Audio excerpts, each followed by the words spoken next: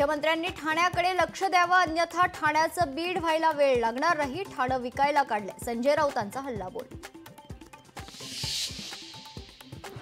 गर्जना ठाकरेंची या शीर्षकाखाली ठाकरेंच्या शिवसेनेचा दसरा मेळाव्याचा टीझर लॉन्च. या मथळ्यामुळे दोनही बंधू एकत्र येणार का, याकडे नजरा.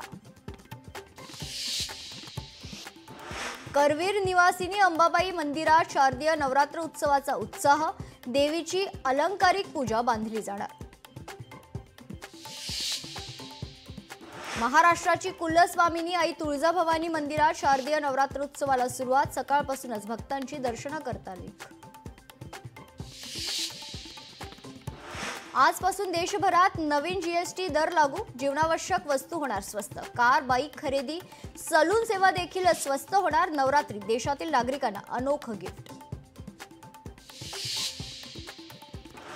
मराठा आरक्षणाच्या जीआर संदर्भात आज सुनावणी. जीआर विरोधात ओबीसींचा हायकोर्टात लढा. 2 सप्टेंबरला काढण्यात आलेल्या जीआरला ओबीसींचा विरोध. ठाणेकरांची वाहतूक कोंडीतून सुटका होणार. नवरात्रोत्सवाच्या मुहूर्तावर मुख्यमंत्री उपमुख्यमंत्र्यांच्या उपस्थितीत ठाणे मेट्रोची ट्रायल रन पूर्ण झाली. सांगलीत गोपीचंद पडळकरांच्या विरोधात शरद पवारांच्या राष्ट्रवादीचा आज मोर्चा. सुप्रिया सुळे, अमोल कोल्हेंसह सर्व नेते सहभागी होणार.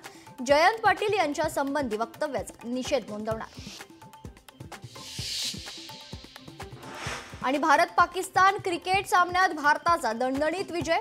भारत माता की जय आणि वंदे मातरमच्या घोषणांनी परिसर दुमदुमला.